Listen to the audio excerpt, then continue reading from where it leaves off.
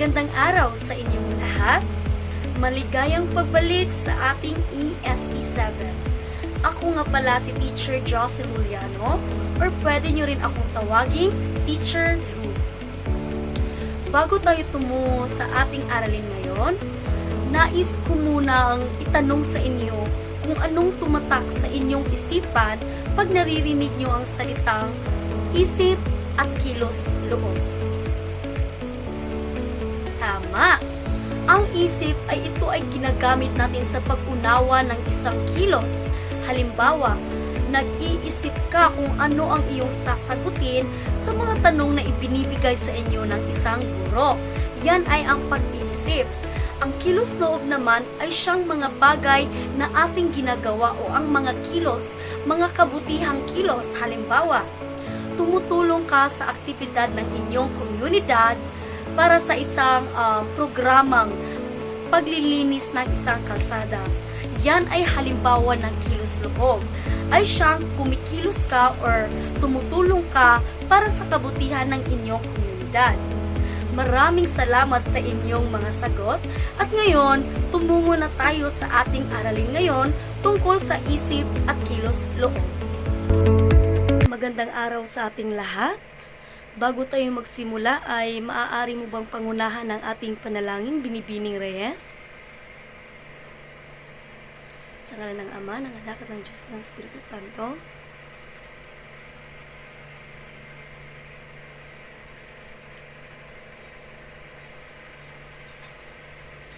Amen.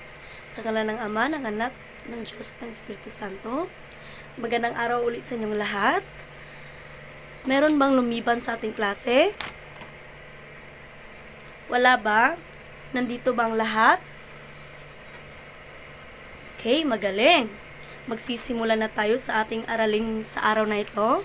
Maligayang pagbalik sa aking klase. Ngayon ay tatalakayin na natin ang tungkol sa isip at kilos loob. Ang layunin natin sa araw na ito ay nasusuri ang isang pasyang ginawa batay sa gamit at tunguhin ng isip at kilos loob. Na ipaliliwanag ng isip at kilos loob ang nagpapabukod-tangi sa tao.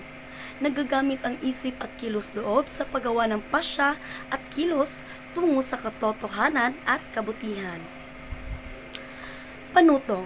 Masdan mo ang mga sumusunod na larawan, sagutin ang mga tanong at nakatakdang gawain pagkatapos nito. Isulat mo sa iyong kwaderno ang mga sagot mo sa sumusunod na mga tanong. Nais kong pagmasdan ninyo ang mga larawan na nasa itaas. Masdan ng maigi ang mga larawan. Meron tayong tao, hayop, at halaman. Ang tao ay tayo, may kakayahang umunawa, umisip ng mabuti para sa kapwa. Ang hayop naman ay siyang inaalagaan natin tulad ng aso, ng pusa, o yung mga hayop na nasa zoo, giraffe, elepante, at marami pang iba. Ang halaman naman ang inaalagaan natin upang magbigay disenyo sa ating bahay at makapag-supply ng pagkain. Yan ang tatlong larawan na nasa itaas. Nais kong pagmasdan nyo yan ng maigi. Sagutan ang mga katanungan. Ano ang kakayahan ng tatlong ito? Tuklasin mo sa pamamagitan ng paggawa ng sumusunod. Isa-isahin ang kakayahan o katangian o taglay ng bawat nilikha. Pangalawa, ilista ito sa hanay ng bawat nilikha. Ito ang sumusunod. Bibigyan ko kayo ng 3 minuto upang sagutan ang aking tanong na ibinibigay. Ibigay ang mga katangian ng sumusunod. Halimbawa, ng isang hayop. Ang katangian ng isang hayop ay siyang lumipad ng pinakamataas. Katangian din ng isang hayop ang tumakbo ng pinakamabilis. Yan ang halimbawa ng katangian ng isang hayop. Ng halaman naman, kakayahan ng isang halaman na magbigay ng oxygen sa mga tao. kakayahan din naman ng isang halaman na mag-supply ng mga pagkain para kainin sa isang tao. At pangatlo, ng isang tao, ano nga ba ang kakayahan o katangian ng isang tao?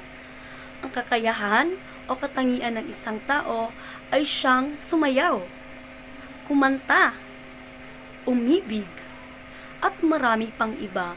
Yan ang halimbawa ng kakayahan o katangian ng bawat isa. Naway naintindihan niyo ang aking nais ipapahatid? Bakit nga ba mahalaga ang pagtuklas ng sariling mga kinahihiligan? Ang pagpapaunlad ng mga ito. Bakit nga ba? Alamin. Tayo ay magsimula na sa aralin natin tungkol sa isip at kilos loob. Yun lamang po ay pagbalik-aral upang mas maintindihan ninyo ng maigi kung ano ang isip at kilos loob. Tatlong uri na nilikha ng Diyos. Meron tayong tao, ang siyang umunawa kung ano ang tama at mali. Ang tao ay ang may kakayahang umunawa kung ano ang tama o mali. Tama nga ba? Mabuti. Meron ding hayop at halaman. Yan ang tatlong uri na nilikha ng Diyos. Ang tao, ang hayop at ang halaman. Ano nga ba ang tao? Ang tao, ang bawat individual ay biniyayaan ng iba't ibang kakayahan na nagpapadakila sa kanya. Ang mga katangiang ito ay nagpapatingkad sa kanya. Katangiang taglay lamang ng tao na nagpapabukod tangi sa kanya sa iba pang nilikha. So ang tao ang may kakayahang umunawa kung ano ang tama at mali. Iba siya sa ibang nilikha ng Diyos tulad ng hayop. Ang hayop ay mababa lamang ang kanyang pag-iisip, hindi tulad ng isang tao na tayo ay may kakayang umisip ng iba't ibang mga bagay. Samantalang ang hayop naman ay siyang may kakayahan lamang na sumunod sa kanyang amo, tulad ng tumahol pag may tao, at pag ito ay ititrain ng isang amo, may kakayahan siyang gumawa ng iba't ibang bagay. Hindi tulad ng isang tao na kahit hindi mo siya pagsabihan, may kakayahan ang tao na gumawa ng kahit ano. Mapabuti man o masama. Pero mas maganda pag mabuti ang ginagawa ng isang tao. At ang kilos loob naman, ayon kay Santo Tomas de Aquino, ang kilos loob ay isang makatuwirang pagkagusto, rational appetency, sapagkat ito ay pagkultad o faculty na naaakit sa mabuti at lumalayo sa masama. So ayon kay Santo Tomas de Aquino, ang kilos loob ay siyang gumagawa ng mga mabuti at lumalayo sa masama, tulad ng pagtulong mo sa inyong komunidad na paglilinis ng mga kalsada, pagmamano sa iyong mga magulang, pagiging mabait sa iyong mga kapatid, pagiging matulungin sa inyong klase. Yan ay halimbawa ng isang kilos loob. Ay siyang gumagawa ng tama at lumalayo sa masama. Atin namang isa-isahin kung ano ang kaibahan ng isip at kilos loob. Ang isip ay pag-unawa ng kumilos. Mga katotohanan, halimbawa, iniisip mo kung ano ang isasagot mo sa tanong na ibinibigay sa iyo ng guro. Yan ay halimbawa ng isip. Pag-iisip ng isang kilos, iniisip mo kung paano ito gawin. Ang kilos loob naman ay ang gumawa, kabutihan. Ang kilos loob ay siyang gumagawa ng kilos. Mga kilos na ating ginagawa, halimbawa, sumasayaw ka. Yan ay isang kabutihan, lalo na pag yan ay isang proyekto ng isang paaralan. Yan ay gumagawa ng tama. Isa pang halimbawa, tumutulong ka sa pagtatanim sa iyong barangay. Yan ay halimbawa ng kilos loob. Uma-action ka sa kabutihan para sa inyong barangay. May tatlong mahalagang sangkap na nilikha ang Diyos. Ito ang sumusunod. Tatlong mahalagang sangkap sa mga nilikha, meron tayong isip, kamay o katawan, at ang ating puso na pwedeng masaktan. Chartang po. So yan ang tatlong mahalagang sangkap na nilikha. Ang isip. Ano nga ba ang isip? Ang isip ay ang kakayahang mag-isip. Alamin ang diwa at buod ng isang bagay. Sinasabi ko sa inyo sa ilang mga minuto na ang isip ay siyang may kakayahan na mag-isip upang gawin ang isang kilos. Iniisip mo ang iyong crush. Iniisip mo kung ano ang uulamin natin ngayon. Iniisip mo kung ano ang susuotin mo sa araw na ito. Yan ay halimbawa ng isip. Ano naman ang puso? Ito ay maliit na bahagi ng katawan na bumabalot ng buong pagkatao ng isang tao. Halimbawa, ikaw ay nasaktan. Yan ay halimbawa ng puso. Kung ikaw ay nasaktan, of course, ikaw ay, ano ba ang iyong gagawin pag ikaw ay nasasaktan? Umiiyak, malulungkot, at ano pang iba dyan. Yan ay halimbawa ng puso. Kahit gaano pa kaliit ang puso sa loob natin, kung kaya naman itong pangatwiran ang buong pagkatao mo, walang-wala rin ikaw sa sarili mo. Pag nagbe-break kayo ng jowa mo, ang puso ang may taglay o may kakayahan na makaranas ng sakit. Hindi mo na gustong mag-aral, hindi mo na gustong pumunta sa iyong klase dahil nasasaktan ka. Yan ay ang puso, gamit ng isang puso. At ang katawan naman o kamay, ito ay sumasagisag sa pandama, panghawak, paggalaw, paggawa at pagsasalita sa bibig o pagsusulat. So ang ating katawan at kamay ay ginagamit upang sa paghawak ng isang bagay. Halimbawa, hinawakan mo ang isang pera. Yan ay halimbawa ng isang katawan o kamay. Ang ating kamay ay mayroong iba't ibang mga gawain tulad ng pwede rin itong gumawa ng isang masama tulad ng pagnakaw ng iyong pera sa nagaling sa nanay mo. Yan ay halimbawa ng isang maling gawain. Ang kamay natin ay siyang may kakayahan ng humawak at paggawa ng isang paggalaw ng mga bagay-bagay, paggawa at pagsasalita sa bibig o pagsulat. Ang ating katawan din ay may kakayahang magsalita. Tulad sa akin ngayon, ang teacher niyo ngayon na si Teacher Lou, siya ay may kakayahang magsalita upang ipahatid sa inyo ang lahat ng ating mga lesson upang maintindihan ninyo ang mga sumusunod na mga aralin sa araw na ito. Yan ay ang katawan at kamay. Uulitin ko, ang isip na may kakayahang umunawa at mag-isip kung ano ang gagawin sa araw na iyan. Ang puso naman ay siyang makakayahang masaktan o umibig ng isang bagay. Ang katawan naman o kamay ay sumasagisag sa pandama, panghawak at paggalaw. Yan ang tatlong mga sangkap na ibinigay sa atin ng Diyos. Pagpapaunlad ng kilos loob. Dapat nating pangalagaan ang mga ito upang hindi masira ang tunay na layunin. Mapanagutang paggamit ng mga ito. Mga paraan. Ginagamit ang kaalaman upang ilaan ang sarili sa pagpapaunlad ng kaniyang pagkatao. Gamitin ang isip sa pagkalap ng kaalaman at karunungan upang makaunawa ang kilos loob.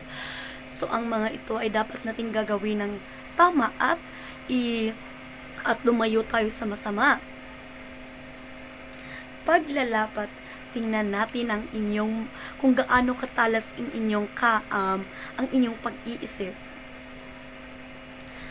Meron ako ditong panuto. Pag-aralan ang sumusunod na sitwasyon bilang isang nagdadalaga at nagbibinata, ano ang iyong iisipin at gagawin sa mga sitwasyong ito. Gamit ang ilustrasyong na angkop na speech balon, isulat sa iyong kwaderno ang iyong iisipin at gagawin sa bawat sitwasyon. So magbibigay ako ng isang larawan at nais kong sagutan ninyo kung ano ang iyong iisipin pag nakita ninyo ang isang larawan. Sitwasyon 1 or unang sitwasyon. Nagmamadali kayong magkaibigan. Malayo pa ang overpass o tulay kaya kahit na may nakasulat na bawal tumawid, hinikayat ka ng iyong kaibigang tumawid na hindi dadaan sa overpass o tulay. Ano ang iyong iisipin at gagawin? Magagamit talaga ang inyong isipan upang sagutan ang tanong na ito. Meron akong litrato sa itaas. Higit sinasabi ng iyong kaibigan, higit na mabilis tayong makakarating sa pupuntahan natin kung basta tatawid na lang tayo kaysa umakyat sa overpass. Wala namang pulis kaya halika na. So hinihikayat ka ng iyong isang kaibigan na gawin na tumawid na hindi naman ito tama. Ano ang iyong gagawin? Sagutan ito sa iyong kwaderno. Ito ay maipapakita kung gaano katalas ang inyong iniisip sa isang bagay upang ma-apply din natin ang ating aralin tungkol sa isip at kilos loob. Ang isip na may kakayahang umaksyon ng isang kilos at ang kilos loob naman ay siyang kakayahang gumawa ng isang mabuti. Kaya sagutan ninyo ito sa 3 minuto. Ipasa sa akin pagkatapos sa aking Google Classroom. Tumungo naman tayo sa isang pagsusuri. Panuto. Basahin at unawain ang mga sumusunod na pahayag. Sagutan kung tama o mali. Nais kong maghanda kayo ng isang kapat na papel upang matest natin kung gaano katalas inyong isipan. Kung meron nga kayong naiintindihan sa ibinabahagi ni Teacher Lou. Maganda kayo ng isang kapat na papel. At sa inyong kapat na papel, nais kong sulatan nyo ito ng 1 hanggang 15. Yan ang ating pagsusuri sa araw na ito. Upang maipakita din ninyo kung naiintindihan nyo ba kung ano ang isip at kilos loob. Simulan na tayo. Okay na ba ang lahat? At parang okay na, kaya simulan na natin ang pagtataya sa araw na ito. Una, ang tao ay hindi nilikha ayon sa wangis ng Diyos. Kaya ang tao ay tinatawag na kanyang obra maestra. Tama o mali? Isulat ito sa inyong kapat na papel. Pangalawa, ang isip ay tinatawag na katalinuhan, intellect, katuwiran o reason, intellectual na kamalayan, intellectual consciousness, konsensya or conscience, at intellectual na memorya, intellectual memory, batay sa gamit nito sa bawat pagkakataon. Tama o mali? Pangatlo, sa puso hinuhubog ang personalidad ng tao. Lahat ng kasamaan at kabutihan ng tao ay dito natatago. Tama o mali? Ika-4, hindi sapat na naiisa-isa ng tao ang iba't ibang bahagi ng kanyang katawan. Ang mahalaga ay maunawaan niya kung ano-ano ang gamit ng mga ito. Isulat sa inyong kapat na papel kung tama ba ang pinapahiwatig nito or mali. Panglima, ang kapangyarihang pumili, magpasya at isakatuparan ang pinili ay tinatawag na kilos loob. Ika-6, sa pamamagitan ng kilos loob, hindi maaaring piliin ng tao na gawin ang mabuti. Tama o mali? Ika-7, Nakasalalay sa Diyos ang pagsasaliksik at pag-alam kung alin ang higit na mabuti upang ito ang kaniyang piliing gawin. Tama o mali? Okay pa ba kayo dyan or nahihirapan na kayo sa aking pagtataya? Ito lamang po ay upang maipakita ninyo kung naiintindihan ba ninyo ang aking mga ipinapahiwatig. Dahil nais ko lamang ipakita din na sa aking mga lesson na ibinigay sa inyo ay nais kong meron kayong naunawaan upang magamit ito at ma-apply sa inyong sarili. Pangwalo, nakasalalay sa tao ang pagsasaliksik at pag-alam kung alin ang higit na mabuti upang ito ang kanyang piliing gawin. Tama o mali? Parang okay lang naman sa inyo dahil ang aking ibinigay ay puro naman mga easy lang naman sa inyo. Ika-7, inaasahang makasabay na pinapaunlad ng tao ang kanyang ugali. Tama o mali? Malapit na tayo. Ika-10, ang katalinuhan ay hindi nasusukat sa dami ng nalalaman at taas ng pinag-aralan, kundi kung paano ginagamit ang kaalaman upang ilaan ang sarili sa pagpapaunlad ng kaniyang pagkatao. Tama o mali? Ika-11, kailangan gamitin ang isip sa pagkalap ng kaalaman at karunungan upang makaunawa ang kilos-loob sa paggawa ng kabutihan tungo sa pagpapaunlad ng pagkatao. Tama o mali? Ika-12, mayroong 3 uri na nilikhang may buhay sa mundo: ang halaman, ang hayop, at ang tao. Tama o mali?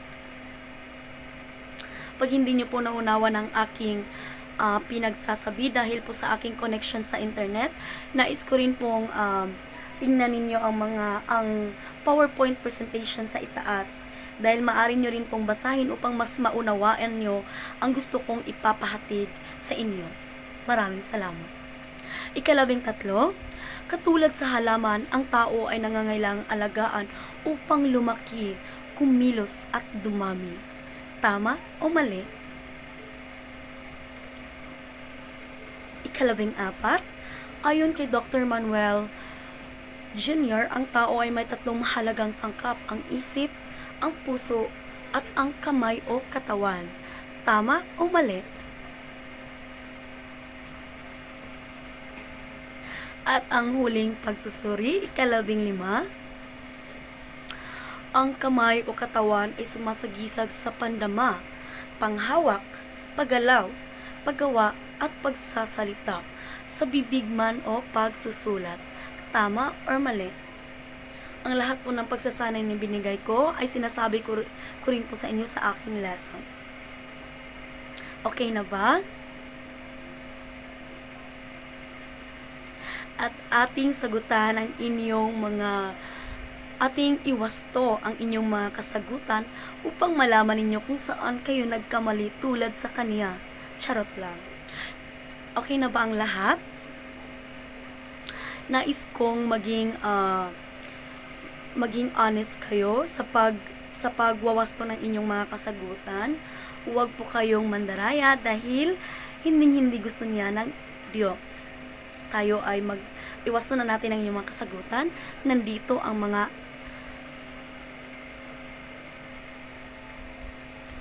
sagot. Ito ang mga sagot sa inyong mga katanungan. Unang tanong, siya ay mali. Pangkadalawa hanggang 5, ito ay tama. 6 hanggang 7, ito ay mali. Pangkawalo, ito ay tama. Pangkasyam, ito ay mali. At pangka-10 hanggang 15, ito ay tama. Ilan ba ang score nyo sa pagsusuri na ibinibigay ko? At sana po ay nakapasa po kayo. Maraming salamat sa mga lahat ng nakikinig sa aking aralin sa araw na ito.